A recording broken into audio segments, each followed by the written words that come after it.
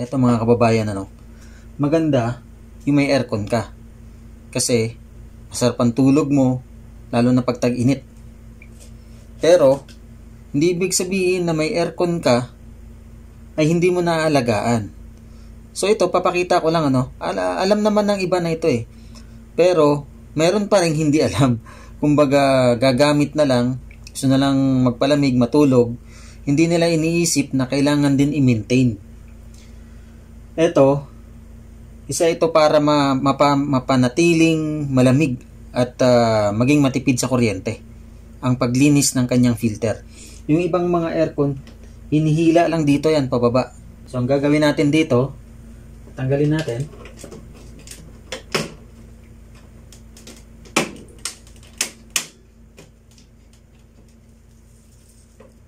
Yan. Di ba? Nakikita niyo yan, no? Ang dumi na. So, ito dapat ay lagi nating linisin para ang circulation ng hangin fresh at maganda ang lamig.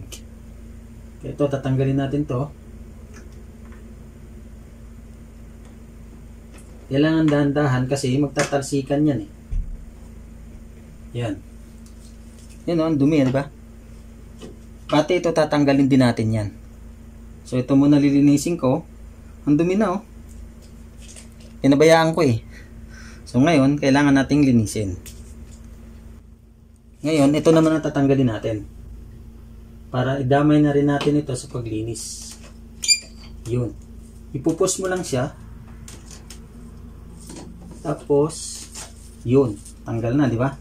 Kahit yung loob na yan dapat linisin din to eh. So titingnan natin kung paano ba magagawa natin para malinis. Kapal na pati rito. Yan di ba? So kailangan talagang linisin para fresh ang air at maging matipid sa kuryente. Lilinisin ko muna.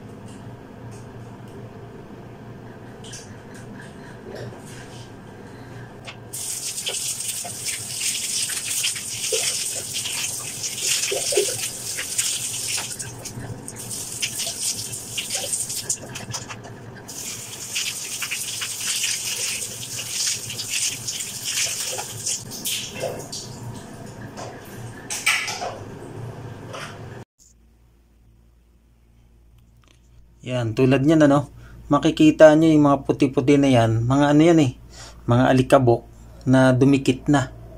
So dapat din itong matanggal. So titingnan natin kung paano ba natin matatanggal ito.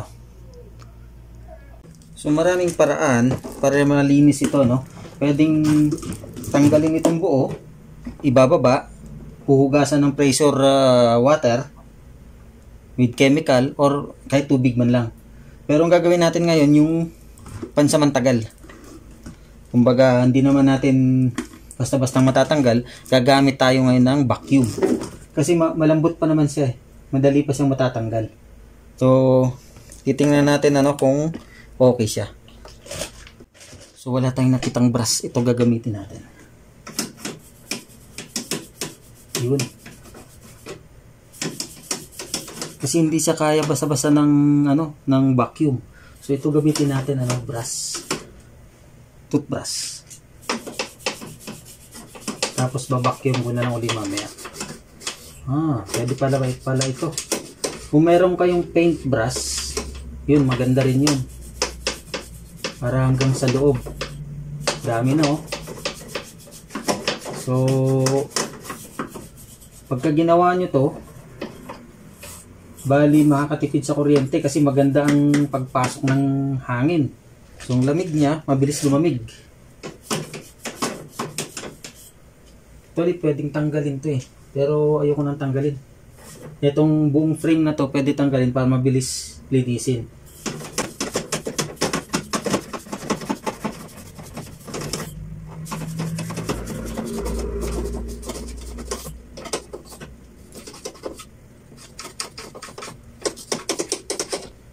So, iingatan natin kasi itong malambot to eh. Itong kulay black na ito.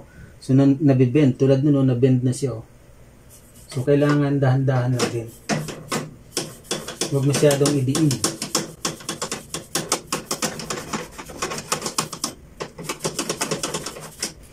Itong paraan na to, hindi pang expert. Kumbaga, DIY.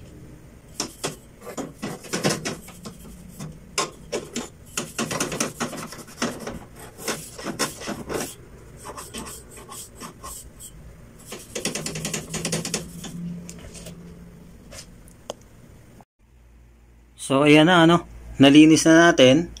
Hindi man siya ganun kalinis, pero at least nalinis. 'Di ba? So lalamig na uli ito. Kasi yan ang nagpipigil ng circulation ng hangin pag hindi nalinis. Yan, ibabalik ko na yung niya, filter. So madali lang ibalik ang filter sa ganitong klaseng brand ng AC. Lagay mo lang ganun. Napakadali lang. Kaya walang dahilan para hindi gawin. Kaysa ipapagawa mo pa, 'di ba? Gagastos ka pa. Pero mas maganda rin talaga yung mga expert ang gagawa kasi pati dun sa loob huhugasan 'yan eh. So mas maganda ang magiging resulta. Pero ito, DIY, wala kang gastos, malinis na rin. Tingnan natin ito.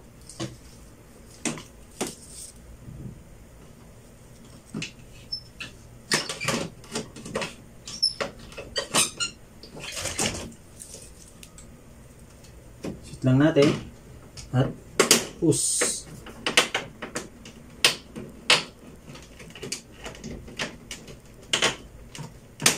Yun. So, okay na. Testing natin Yun, mano-mano eh. So, sigurado ito, mas malamig na uli ito. So, ganun lang kasimple Kung kaya natin gawin, gawin na natin. Maraming salamat sa inyong panonood at sana may natutunan tayo kahit konti.